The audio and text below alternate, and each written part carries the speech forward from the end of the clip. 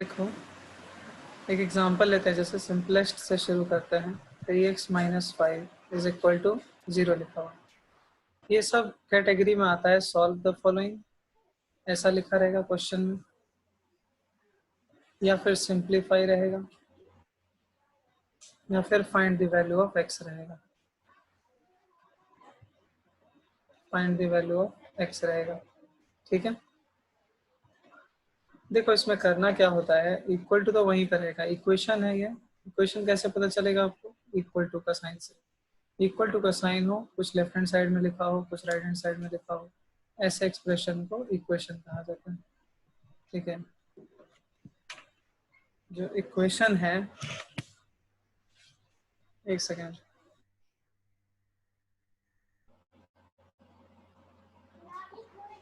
देखो तो इक्वेशन में ना कुछ लेफ्ट हैंड साइड में होगा, इधर एलएचएस कहते हैं इसको, और इसको आरएचएस कहते हैं, कुछ राइट हैंड साइड में होगा, और इक्वल टू से ये सेपरेट होगा। इसको कुछ नहीं करना होता है, हमें क्या करना होता है, आगे जैसे जैसे हम इसमें आगे के स्टेप्स करेंगे, हमारा मोटो क्या होता है कि हम वेरिएबल को बिल्कुल अलग कर दें, किससे, कांस्टेंट से। समझ रहे हो? देखो करेंगे कैसे, ये क्वेश्चन ही दिया है इन्होंने, हम इसको कैसे कॉपी पे सॉल्व करते हैं। लिखते हैं 3x minus five is equals to 0। अब 5 है इधर, 5 को उधर भेज दो, हमें x को अकेला करना है धीरे धीरे। तो देखो ये दोनों एडिशन में या सब्ट्रैक्शन में अभी है, तो अलग करने का पहला स्टेप है, जो प्लस माइनस वाले टर्म्स हैं उसको दूसरे तरफ भेज दो, तो ये हो जाएगा 5 उधर जा करके।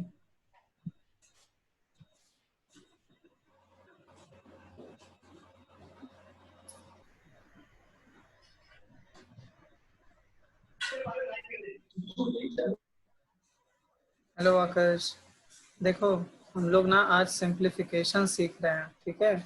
इक्वेशंस को सॉल्व करना सीख रहे हैं, कैसे सॉल्व किया जाता है, उसका मतलब क्या होता है। इसका मतलब होता है एक्स को अलग करके, या फिर जो भी वेरिएबल होगा, एक्स के जगह पे ए हो सकता है, बी हो सकता है, वाई हो सकता है, जेड हो सकता है, नाम चाहे कोई भी होगा, काम बस एक ही होगा कि एक्स को अलग करना है। इक्वेशन को सॉल्व करने का मतलब क्या होता है, इक्वेशन कहते हैं इसको, इक्वल टू साइन होता है, कुछ लेफ्ट हैंड साइड में लिखा होगा, कुछ राइट हैंड साइड में होगा। इनको सिंप्लीफाई करके हमको क्या करना होता है, वेरिएबल्स को और कॉन्स्टेंट्स को अलग अलग करना होता है। तो सबसे सिंपल एग्जांपल से शुरुआत किया है, 3x minus five is equal to 0 लिखा हुआ है। तो इसका क्वेश्चन का मतलब क्या हुआ, x का ऐसा क्या वैल्यू हम डालें कि 3 से उसको मल्टीप्लाई करके,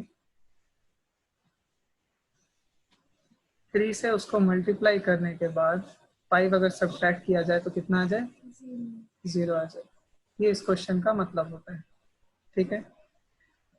तो इस 5 को हमने पहले उधर भेज दिया, तो ये -5 था, ये उधर जा करके ऐड हो जाएगा, 0 + 5 हो जाएगा, तो 5 हो जाएगा, और इधर अकेला कौन बच जाएगा, 3। तो इधर लिख दिया 3x। देखो अलग अलग हो गया। अब मैंने क्या बताया था कि जब एक टर्म राइट हैंड साइड में हो और एक टर्म लेफ्ट हैंड साइड में हो, तो अगला स्टेप सिर्फ एक ही रह जाता है, वो है क्रॉस मल्टीप्लीकेशन। आपको वेरिएबल को अलग करना है, कांस्टेंट को अलग करना है, वो बस एक ही तरीके से हो पाएगा, और वो है क्रॉस मल्टीप्लिकेशन। तो x को अकेला करना है, तो इसका जो कोफिशिएंट है, जिस नंबर से मल्टीप्लाई हो रहा है, उसको आप इधर भेज दो, काम आपका हो जाएगा। तो अगले लाइन में लिखेंगे x, इधर अकेला रह जाएगा x, अगर 3 नीचे चला गया तो 5 के नीचे आ गया 3। अब देखो और कुछ करने की जरूरत नहीं है, x की वैल्यू आ गई 5/3। इसका मतलब क्या हुआ कि अगर इस 5/3 x की वैल्यू को इस इक्वेशन में जो ओरिजिनल आपको दिया गया था उसमें डाला जाएगा, तो वो सेटिस्फाई हो जाएगा। कहने का मतलब 3 है, 3x minus five equal to 0 था ना, तो 3 इंटू एक्स के जगह पे ये वाला वैल्यू रख देंगे 5/3। 3 इंटू 5/3 -5 इक्वल्स टू 0। तो इसको सॉल्व कर लेंगे, 3 से 3 कट गया, 5 - 5 कितना आ गया, 0। देखो सेटिस्फाइड हो गया। तो यही मतलब होता है इक्वेशन को सॉल्व करने का, एक एक वैल्यू ऐसा निकालना जिसके लिए ओरिजिनल इक्वेशन सेटिस्फाई हो जाए, मतलब वैलिड हो जाए, सही हो जाए। और ये जो सेकंड पार्ट में मैंने बताया, इसको वेरिफिकेशन कहा जाता है। हमने वेरीफाई कर लिया कि जो दूसरा वैल्यू हमने निकाला है एक्स का, वो सेटिस्फाई करता है इसको, ठीक है। देखो और एग्जांपल्स करते हैं। मान लो ऐसा लिखा हुआ है 3 + 2x is equals to 1 - x। ठीक है, अब देखो दो जगह वेरिएबल है, दोनों को एक जगह लाना पड़ेगा हमें जोड़ के, और दो जगह कॉन्स्टेंट्स है, इन दोनों को भी एक जगह पे लाना पड़ेगा। तो 1 को इधर ले आते हैं, ये छोटा नंबर है, छोटे नंबर को ही इधर उधर करना चाहिए, बड़े वाले को नहीं करना चाहिए। तो 1 को इधर ले आएंगे और 2x को उधर भेज दो x के पास। हमेशा कोशिश करना है कि एक तरफ वेरिएबल आ जाए और एक तरफ सारे कांस्टेंट्स हो जाएं, तभी तुम्हारा काम आसान होगा। तो देखो कांस्टेंट को सबको लेफ्ट हैंड साइड में भेज रहे हैं और वेरिएबल को सबको राइट हैंड साइड में भेज रहे हैं। तो इधर है 3, ये 1 इधर आएगा तो -1 में हो जाएगा, इज इक्वल्स टू -x। इधर तो ये था ही -x, माइनस कहीं नहीं गया है, ये x के साथ है, साइन जो है वो x के साथ है, ये इसका हेडक है आगे वाला, मैंने बताया था। तो ये -x ही रहेगा, और ये जो +2x था वो उधर जाके क्या हो जाएगा, -2x। Very good. तो अगला स्टेप में लिखेंगे 3 - 1 क्या होगा, 2, और -x - 2x क्या होगा, -3x। बताओ, समझी शाम भाभी ये? यस। Very good. आकाश,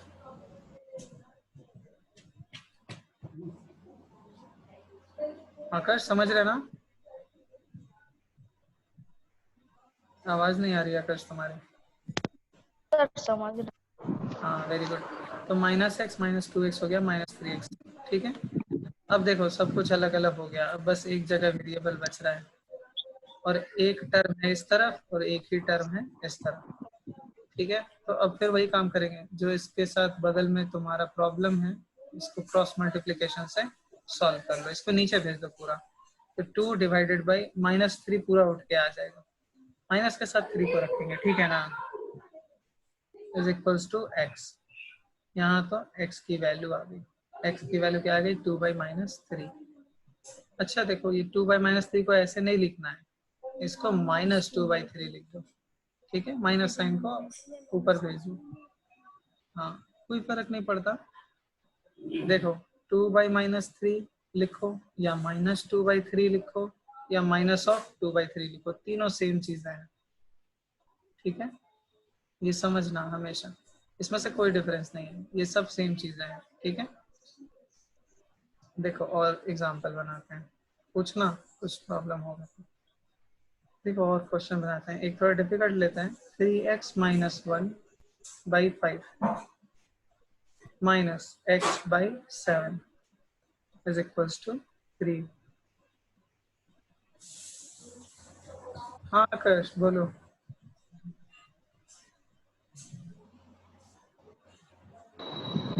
नो सर, कुछ भी नहीं। कुछ नहीं, ठीक है।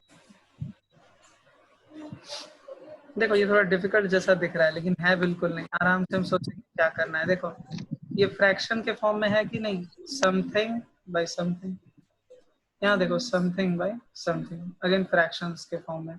तो फ्रैक्शंस जैसे 2/3 और 5/3 ऐसा, 5/6 ऐसा रहता था, फ्रैक्शंस को ऐड या सब्ट्रैक्ट करना होता था, तो हम सबसे पहले क्या करते थे, नीचे एलसीएम निकालते थे। तो सेम काम यहाँ भी करेंगे, बिल्कुल वही रूल है सॉल्व करने का, बिल्कुल नहीं परेशान होना है अगर ऐसा कोई डिफिकल्ट सा दिखता हुआ एक्सप्रेशन आ जाए। तो देखो यहाँ पे क्या नंबर है, 5, यहाँ पे क्या है, 7। ठीक है,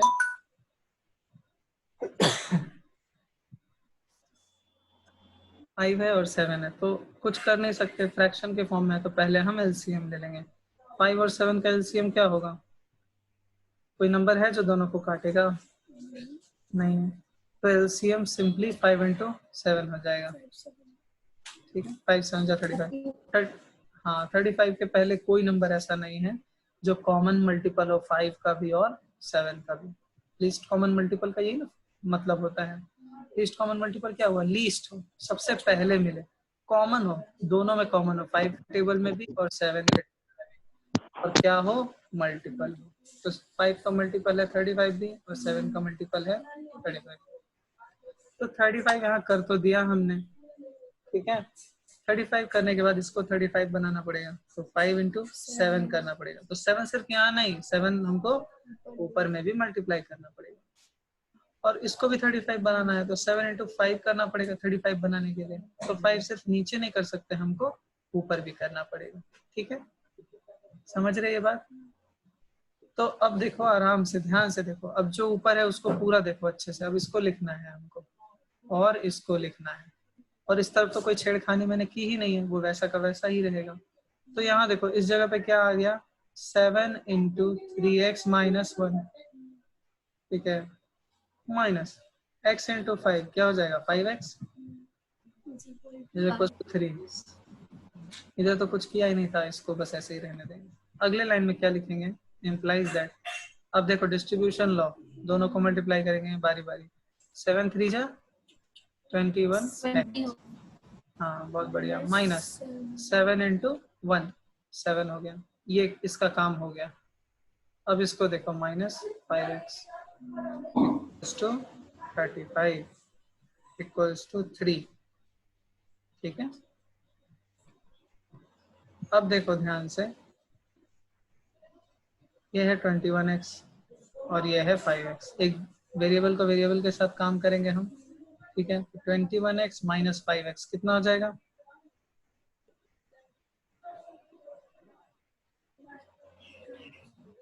बोलो बोलो, 16x, ठीक है।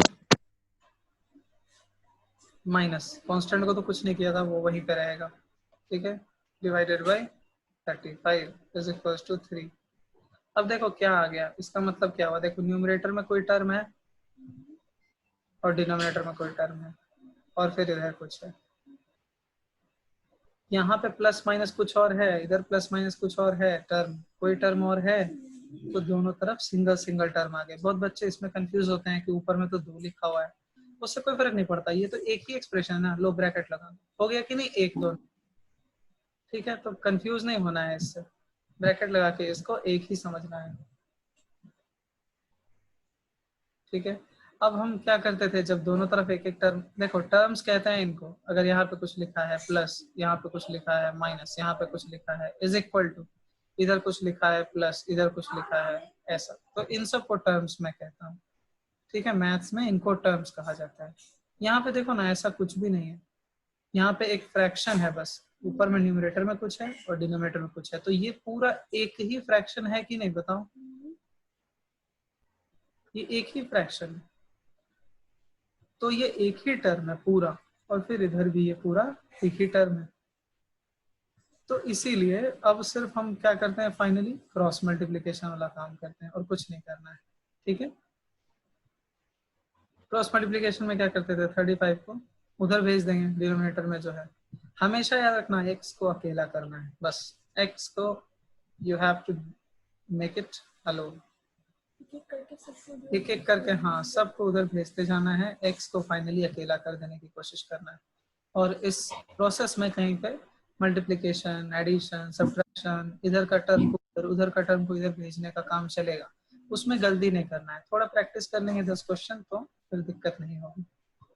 देखो 16x न्यूमरेटर में माइनस 7, यही ना रह जाएगा, नीचे नहीं रह जाएगा कुछ भी, नीचे 1 रह जाएगा जब आप इसको उधर भेज देंगे। 35 इंटू 3, ठीक है। 35 इंटू 3 कितना होता है बताओ, इधर तो वही है 16x माइनस 7, 35 इंटू 3 कितना होगा 10, 35 इंटू 3 105, वेरी गुड। अब देखो यहाँ कांस्टेंट, यहाँ कांस्टेंट, यहाँ वेरिएबल, तो कांस्टेंट को आप इधर भेज दो, हो गया 16x is equal to 10 plus 7, ठीक है। माइनस 7 उधर जाके क्या हो गया प्लस 7, तो 105 7 कितना हो जाएगा 112, ठीक है। अब कितना आसान हो गया, 16 को बस हम उधर भेज देंगे, जान छूट जाएगा x का, x बेचारा अकेले हो जाएगा और x की वैल्यू आ जाएगी 112/60, ये आ जाएगा कट के 7,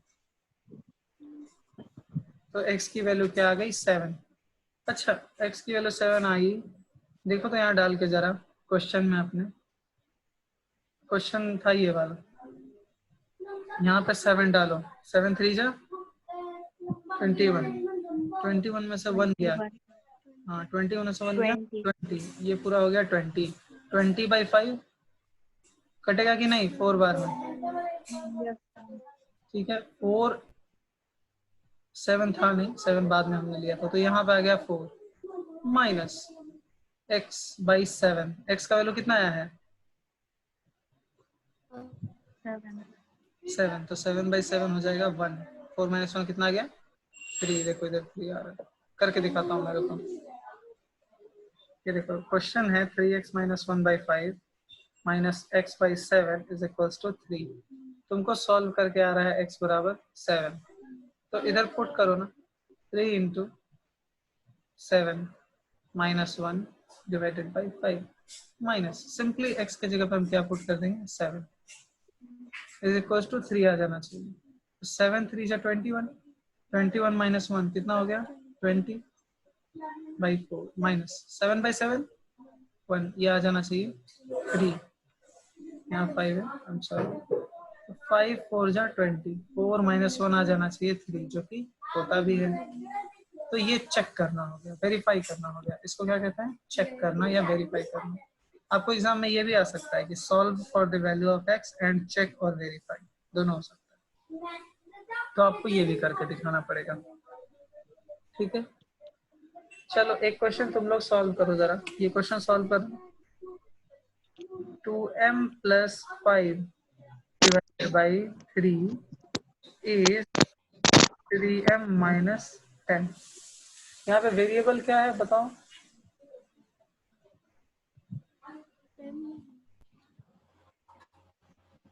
बताओ तुम लोग, यहाँ पे जहाँ पे हमेशा x और y आता था, अब तक क्या आ रहा है m आ रहा है, ठीक है, क्या दोनों, चलो आवाज, तो जहाँ पे x और y आता था वहां पे अब हम क्या ले रहे हैं, ठीक है। चलो इसको सॉल्व करो ट्राई,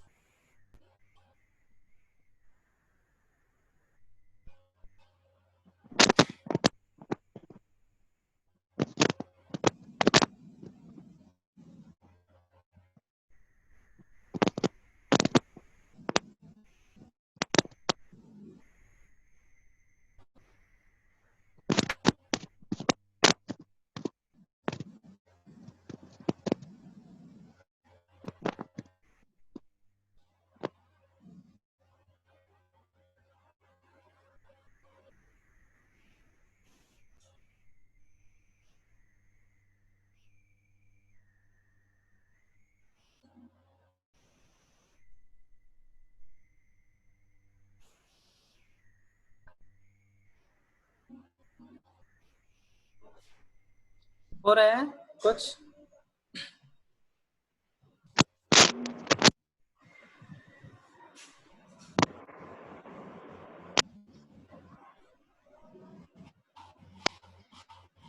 ईयरफोन बहुत आवाज करता है किसी,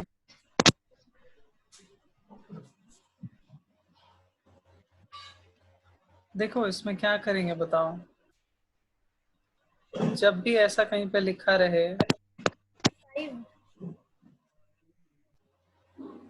देखो इसमें कुछ भी नहीं किया जा सकता है, यहाँ पे वेरिएबल है और यहाँ पे वेरिएबल है, लेकिन ये टर्म अकेले नहीं है, 2m + 5 डिवाइडेड बाई 3, मतलब इस पूरा टर्म की तरह हम ट्रीट करेंगे इस पूरे को, क्यों, क्योंकि इसका कॉमन डिनोमिनेटर है 3, अगर अलग अलग होता तो दो अलग अलग फ्रैक्शंस होते, ठीक है, लेकिन दोनों का कॉमन डिनोमिनेटर 3 दिया हुआ है। क्वेश्चन क्या था,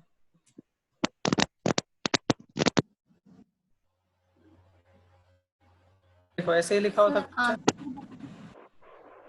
हाँ जो भी आए आंसर पूछ रही हो मेरे से? अच्छा ठीक है, देखते हैं सॉल्व करके। आकाश तुमने की कुछ? आकाश तुम्हारा ईयरफोन लगता है मुझे, कुछ प्रॉब्लम है उसमें। सरकार करो, देखो कैसे।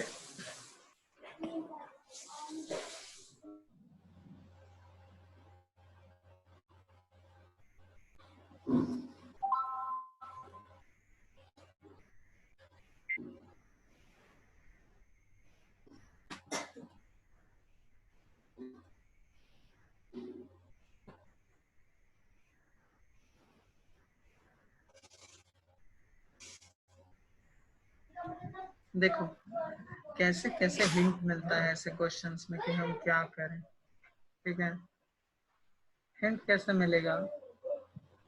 तुम देखो, ये दो चीजें लिखी हैं, एक ये वेरिएबल है इसमें और एक ये अकेला कांस्टेंट है, लेकिन इन दोनों का कॉमन डिनोमिनेटर है 3। ठीक है, दोनों का डिनोमिनेटर क्या है? 3। तो इन दोनों टर्म्स को एक ही की तरह ट्रीट करेंगे, ऐसे ब्रैकेट लगा के इनको एक बना देंगे। ठीक है, इनको अभी सेपरेट हम नहीं कर सकते हैं। ठीक है, तो अब ये जो डिनोमिनेटर है 3, इसको हटाना पड़ेगा, तभी जा करके कोई काम होगा। जब भी तुमको ऐसा मिले ऊपर में कुछ लिखा हो और नीचे में कॉमन डिनोमिनेटर हो, तो डिनोमिनेटर को तुम पहले गायब करो। डिनोमिनेटर को गायब करने का क्या उपाय है? Cross multiplication. एक ही चीज तो है, सारा रामबाण यही है, क्रॉस मल्टीप्लीकेशन। 3 को अगर हम उधर क्रॉस मल्टीप्लाई कर दें इधर के हर एक टर्म से, अब देखो ये ब्रैकेट पहले से लिखा हुआ नहीं है, लेकिन तुमको समझना है कि डिनोमिनेटर से 3 जब जाएगा उधर, तो खाली इससे मल्टीप्लाई होगा ऐसा नहीं है, खाली इससे मल्टीप्लाई होगा ऐसा नहीं है। इधर चाहे जितना हो, 50 टर्म होता ना, तो 50 से मल्टीप्लाई करते हैं। ठीक है, क्योंकि ये पूरा पूरा मिल के लेफ्ट राइट हैंड साइड बना रहा है ना। हर टर्म उधर जो है वो मायने रखता है। तो 3 जब उधर जाएगा तो ऑटोमेटिकली वो हर टर्म से मल्टीप्लाई होगा। ये बात समझ में आई? तो हम अगले स्टेप में बहुत सिंप्लीफिकेशन करेंगे। इसको कुछ नहीं करेंगे, 2m+5 को एक साथ ही रखेंगे, इसको ऐसे ही रखेंगे, इज इक्वल टू, बस 3 को क्रॉस मल्टीप्लाई में यूज कर लेंगे, 3 इंटू 3m-10। इधर और भी टर्म रहता तो सब से मल्टीप्लाई होता, ये बात याद रखना। ऐसा नहीं 3 3 जा 9m-10 लिख दिए गलती से, नहीं, क्योंकि तुमने खाली इससे मल्टीप्लाई कर दिया, 3 3 जा 9m, और इससे कौन करेगा? तो कभी भी मल्टीप्लिकेशन भूलना नहीं है कि किससे किससे करना है और किससे किससे नहीं करना है। ठीक है, तो गलती नहीं होगा कभी भी। तो देखो करते हैं, 3 3 जा 9m, डिस्ट्रीब्यूशन लॉ अगेन लगेगा, distributive property, minus minus sign था तो माइनस देंगे, 3 10 जा 30, यहाँ पे 2m+5, इसको तो कुछ किया नहीं। ठीक है, अब देखो कितना आसान बन गया, यहाँ वेरिएबल है, यहाँ वेरिएबल है, यहाँ कांस्टेंट है, यहाँ कांस्टेंट है। ठीक है, तो इधर देखो, इधर 9m है, इधर 2m है, तो 2m को उधर भेज दो, घट जाएगा। इधर 5 है, इधर 30 है, 30 को इधर भेज दो। मैंने बोला था ना, एक ही तरफ वेरिएबल सारे को ले जाओ और एक ही तरफ कॉन्स्टेंट्स को शायद ले जाओ। तो अगर वेरिएबल को इस तरफ ला रहे हो तो कांस्टेंट को उस तरफ ले जाओ, तभी सेपरेट हो जाएंगे दोनों। तो 9m, ये जो +2m था पहले, वो इधर जा करके इसमें सब्ट्रैक्ट हो जाएगा, और इधर तो +5 था, 5 रहेगा ही रहेगा, और जो -30 है वो इधर आके क्या हो जाएगा? +30। ठीक है, तो 30 + 5 हो गया 35, और 9m-2m हो गया 7।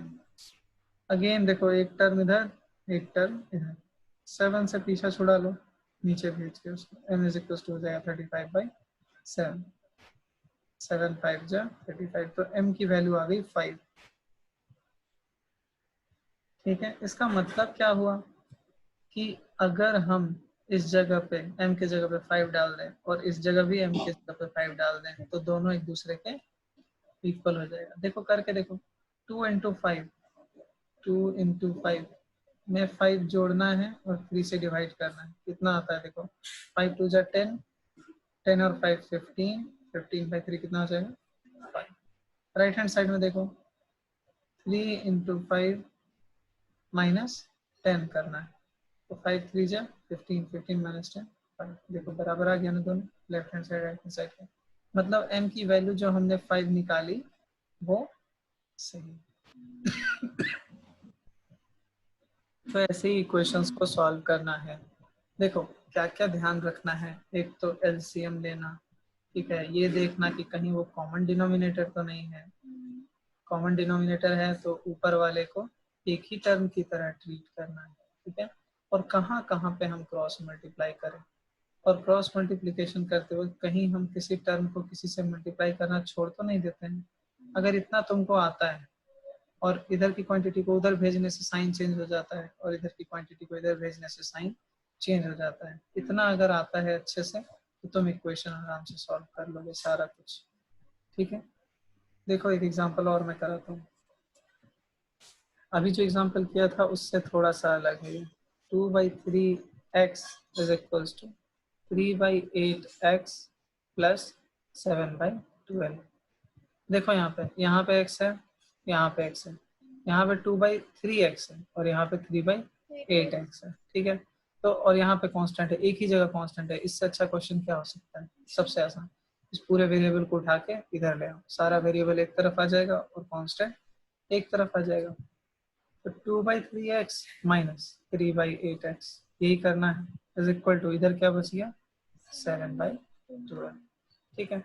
अगेन देखो फ्रैक्शन है 2/3x और 3/8x, तो 3 और 8 का हम क्या ले लेंगे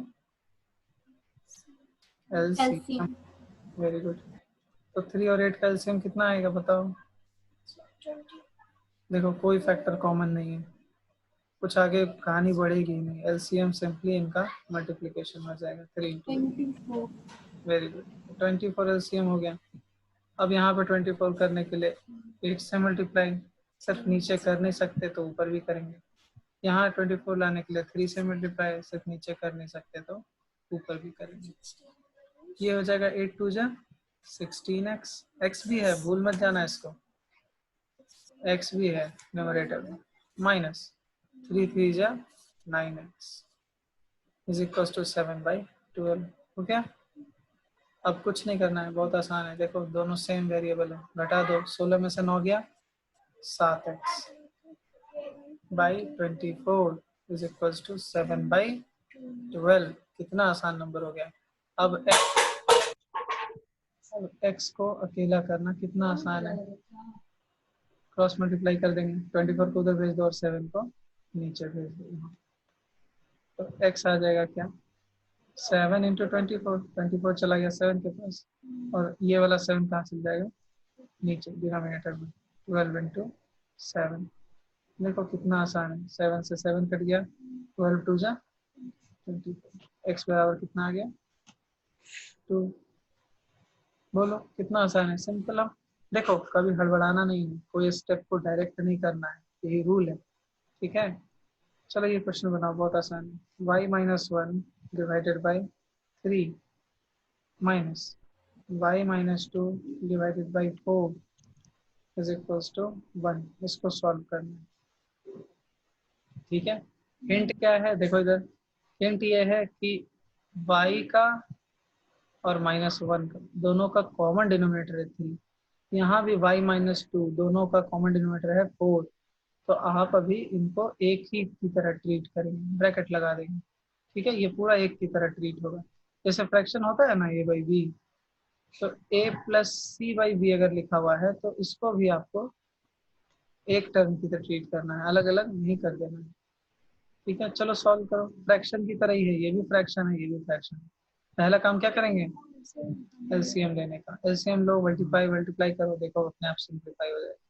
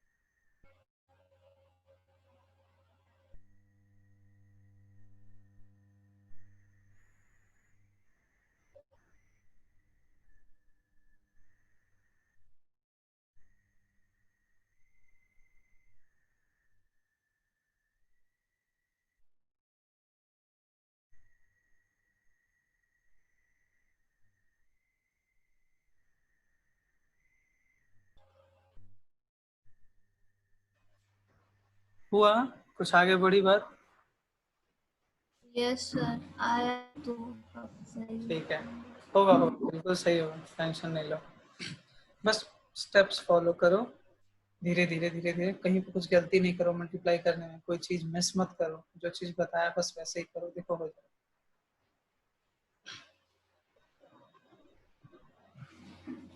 देखो तुमने ये यहाँ ब्रैकेट लगा दिया, यहाँ ब्रैकेट लगा दिया, बीच में क्या हो गया? मल्टीप्लिकेशन हो गया। अब इससे ये इससे मतलब यूजलेस हो गया वो। कहीं भी ब्रैकेट अपने मन से नहीं लगा सकते ना, प्लस माइनस सेपरेटेड है, तुम ये घेच पेच करोगी तो कभी आंसर नहीं आएगा, ये बात याद रखो। यहाँ से तुमको क्यों ऐसे जरूरत पड़ा ब्रैकेट डालने का? यहाँ पे जब ये सब अलग अलग है, इसको इसके साथ ट्रीट करना है, इसको इसके साथ, कांस्टेंट को कांस्टेंट के साथ करना है, ये ब्रैकेट लगाने का जरूरत ही नहीं पड़ेगा ना। ये 4y 3y को फिर से लिखने की जरूरत पड़ेगी। ऑब्वियसली 4y माइनस 3y को सिर्फ y लिखेंगे हम अगले लाइन में। मतलब अगर इसको फिर से रिपीट कर रहे हैं अगले लाइन में तो we are not paying attention. 4y minus 3y है, ऑटोमेटिकली अगले लाइन में y होके आएगा। -4 -6 है, अगले लाइन में ये -10 होके आएगा। -4 -6 करना सीखे हो कि नहीं? तो ये काम कहाँ आएगा? ये जो सीखा है यही ना काम आएगा। अगर यहाँ पे यूज नहीं कर पाए तो पढ़ने का फायदा। डिनोमिनेटर में 12 है, इधर 1 हो गया, कितना आसान है एक्सप्रेशन। अगला लाइन देखो, अगर बस बस इसको ध्यान से अगर देखे तो सारा सॉल्यूशन करके तुम फिर भटक रही हो यहाँ से। यहाँ से कितना सिंपल है सॉल्यूशन, देखो। चलो शांभवी करके देखते हैं, ठीक है। देखो मैंने बोला कि जब भी कॉमन डिनोमिनेटर हो, एक से यहाँ पे 2 ही टर्म है, कल 3 भी हो सकता है, 4 भी हो सकता है, तो घबराना नहीं है। सिंपली देखना है कि ये भी एक फ्रैक्शन है, ये भी एक फ्रैक्शन है, बस और कुछ नहीं देखना है। और देखना है डिनोमिनेटर क्या है, पहले एलसीएम लेने का काम होगा अगर एक से ज्यादा फ्रैक्शन फॉर्म में लिखा है तो 4 और 3 का एलसीएम 12। यहाँ पे 12 लाने के लिए 4 से मल्टीप्लाई करना पड़ेगा। 4 से नीचे अकेले नहीं करेंगे, ऊपर भी करेंगे, यही तो रूल बताया मैंने। 4 3 जा 12 होता है, यहाँ 3 लाना पड़ेगा तो ऊपर भी 3 से मल्टीप्लाई करेंगे। तो देखो इसको देखो, न्यूमरेटर को देखो क्या हो गया। ये न्यूमरेटर हो गया y माइनस 1 इंटू 4, और यहाँ क्या हो गया y माइनस 2 इंटू 3। बस पहले आंख बंद करके इनको सॉल्व करेंगे। 4 से मल्टीप्लाई करेंगे y माइनस 1 को, माइनस ये साइन कहीं चला जाएगा, ये तो ऐसे ही रहेगा। मैं कहता हूँ साइन के नीचे साइन, टर्म्स के नीचे टर्म्स को कॉपी पे साफ साफ लिखो तो अपने आप बहुत सारी चीज क्लियर हो जाएगी। और 3 से मल्टीप्लाई करेंगे इसको, 3 into y minus 2 is equals to 1। इधर तो कुछ किया ही नहीं है। अगेन अगले लाइन में मल्टीप्लाई करके लिखेंगे 4 इंटू वाई और 4 इंटू 1, ये हो जाएगा 4y, माइनस का साइन वहीं रहेगा, कहीं जाएगा नहीं, 4 माइनस।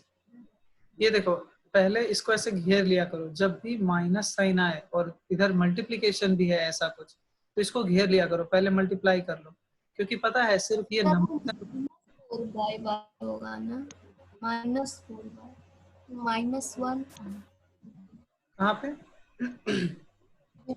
4y -1 जो था, 4 मल्टीप्लाई y -1।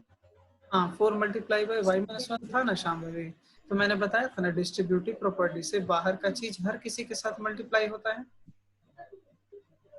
याद है? जैसे मान लो ए को मल्टीप्लाई करना है a प्लस बी से, तो इसका मतलब क्या है कि ए से भी मल्टीप्लाई होगा प्लस ए बी से भी मल्टीप्लाई होगा। यही तो डिस्ट्रीब्यूटिव प्रॉपर्टी होता है, याद है? यस। तो ए से मल्टीप्लाई होगा, ये स्क्वायर हो जाएगा, प्लस ए बी से मल्टीप्लाई होके ए बी हो जाएगा। तो दो टर्म आया ना। उसी तरह यहाँ की है 4 into Y 4y, minus sign वही है, 4 इंटू 1 4। बोलो बोलो शाम भाई, क्लियर हुआ? यस। ठीक है। अब देखो मैं क्या बता रहा हूँ कि अगर यहाँ पे ऐसा कुछ रहे ना, माइनस साइन आगे में रहे और किसी नंबर से मल्टीप्लाई करना हो, तो पता है तुमको जो अंदर की चीज है, ये जो ब्रैकेट की चीज है, ये सिर्फ इस नंबर से मल्टीप्लाई नहीं होती है, बल्कि इस साइन से भी उसको मल्टीप्लाई करना होता है। तो एक ही करने के लिए पहले ना बीच में एक ब्रैकेट डाल लो, बिल्कुल डाल सकते हो, बिल्कुल फ्री हो, कोई कुछ नहीं बोलेगा। तो एक ब्रैकेट डाल दिए, अब अंदर का टर्म पहले कर लेंगे, फिर उसको माइनस से मल्टीप्लाई करेंगे, मतलब साइन को स्विच करेंगे। तो 3 इंटू वाई क्या हो जाएगा, 3y, और 3 इंटू टू क्या हो जाएगा, माइनस 3 2 जा 6। ठीक है, अब देखो माइनस से भी मल्टीप्लाई होगा माइनस मतलब माइनस 1, 1 छुपा हुआ है, दिख नहीं रहा है, ठीक है, टेंशन नहीं लेना, इज इक्वल्स टू 1। तो यहाँ हो गया 4y माइनस 4, इसको तो कुछ नहीं किया मैंने। अभी माइनस से मल्टीप्लाई करना है, माइनस 1 से मल्टीप्लाई होगा 3y, तो माइनस 3y हो जाएगा, और ये माइनस माइनस प्लस 6 हो जाएगा, डिवाइडेड बाय 12। एक ही करना है, कभी हड़बड़ाना नहीं है, स्टेप्स को स्किप नहीं करना है। और इस जगह पे खासा ध्यान रखना है, अगर अभी तुमसे बनाने में गलती हुआ भी है तो कोई बात नहीं है, सबसे होता है। अगर कहीं भी माइनस साइन हो और एक नंबर भी हो तो एक ही कर लिया करो, माइनस साइन को पकड़ लो, पहले नंबर से कर लो, उसके बाद और ब्रैकेट लगा दो। हमेशा ऐसा करो, कभी गलती नहीं होगी। माइनस साइन को 1 मिनट के लिए होल्ड पर रख दो, तुम उसको बोलो कि अरे यार रुक जाओ, मैं दोनों एक साथ नहीं कर सकता, मैं एक ही करूँगा। ठीक है, तो ये काम करना है आपको बारी बारी करके। तो पहले देखो नंबर से मल्टीप्लाई कर लो, पहले टर्म बन गया। अब माइनस से मल्टीप्लाई करके क्या होगा, खाली साइन ही ना अलग होगा, जो प्लस में है वो माइनस हो जाएगा और जो माइनस में है वो प्लस हो जाएगा, बस आसान काम। अब हमारा काम बहुत आसान हो गया है यहाँ से। ठीक है, यहाँ देखो, यहाँ है 4y माइनस 3y, कितना आएगा, 4y माइनस 3y कितना आएगा, 1y आएगा शाम भाभी? यस।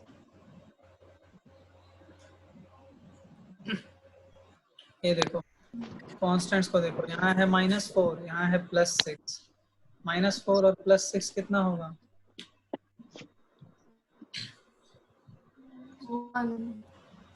1 कितना होगा तुम बताओ? यस 2 2। ये 2 आएगा, ठीक है, +2 डिवाइडेड बाई 12, डिनोमिनेटर में तो वही था, इक्वल्स टू 1। ठीक है, अब कितना आसान हो गया, देखो कॉमन डिनोमिनेटर, इसको एक टर्म की तरह यूज करो और ये चला जाएगा ऊपर, यही तो तरीका है। ठीक है, यहाँ से कभी भी अलग अलग मत कर देना, सबको स्टेप बाय स्टेप करना। देखो कॉमन डिनोमिनेटर है इसका 12, तो पहले 12 को गायब करो और इसको ऐसे ही रहने दो, y + 2 इक्वल्स टू 12 इंटू 1 कितना हो जाएगा, 12। y इक्वल्स टू, अब अलग कर सकते हैं, 2 को इधर भेज दो, 12 माइनस 2 कितना आ जाएगा, 10। y कितना आ गया, 10। आकाश समझ रहे हो, जल्दी जल्दी तो नहीं हो? Yes sir. Very good, y equals to 10 आ जाएगा। देखो तुम्हारा गलती क्या होगा, जब तुम -4 +6 ये सब नहीं कर पा रहे, अगर डिस्ट्रीब्यूटिव प्रॉपर्टी नहीं लगा रहे, y को 4 - y से मल्टीप्लाई करना है, या 4 को y - 1 से करना है, -3 को किसी टर्म से करना है, तो पहले 3 से करो, फिर माइनस से भी करो। ये सब छोटी छोटी चीजें हैं। देखो याद है ना, बूंद बूंद से घड़ा भरता है, ये बूंद बूंद चीजें हैं, ये तुम्हारी अच्छी नहीं रहेंगी तो इक्वेशन कैसे सॉल्व करोगे, घड़ा कैसे भरेगा? समझ रहे हो मेरी बात? तो अगर तुम लोग गलती कर रहे हो, मतलब यहाँ कुछ प्रॉब्लम है, ये सब में कुछ प्रॉब्लम है, तुमको डिस्ट्रीब्यूटिव प्रॉपर्टी लगाने नहीं आ रहा, तुमको मल्टीप्लाई करने नहीं आ रहा, तुमको इन सब में प्रॉब्लम हो रहा है अभी भी। अरे ये 6 - 4 लिखा हुआ है, -4 + 6, ठीक है। आज मैं होमवर्क भी दूंगा, बनाना है तुम लोगों को। देखो तो y = आ गया 10। अब y = 10 को ओरिजिनल जगह पे रख के देख लो। ओरिजिनल इक्वेशन क्या था, y - 1/3 माइनस y - 2/4 = 1 आना चाहिए। तो देखो 10 डाल दो, इस जगह पे 10 डाल दो, आ जाएगा 10 - 1/3 माइनस 10 - 2/4 आना चाहिए कितना, 1। तो 10 - 1 कितना होता है, 9, 9/3 3 माइनस 10 - 2 कितना होता है, 8, 8/4 कितना होगा, 2। देखो भाई आ गया कि नहीं। तो ऐसे ही सबको सॉल्व करना है। मैं होमवर्क देता हूँ, आज बनाओ तब क्लियर होगा। खुद से बनाओ, खुद से फंसो, खुद से गलतियां करो और मुझे कॉपी पे दिखाओ। मैं देखूंगा कहाँ तुम फंस रहे हो, फिर मुझे पता चलेगा कि तुम्हें क्या नहीं आता है। जो डाउट है वो मुझे पता चल जाएगा, तब ना मैं इसको एड्रेस करूंगा डाउट को, ठीक है। चलो फिर आज इतना ही रखते हैं, बाय बाय।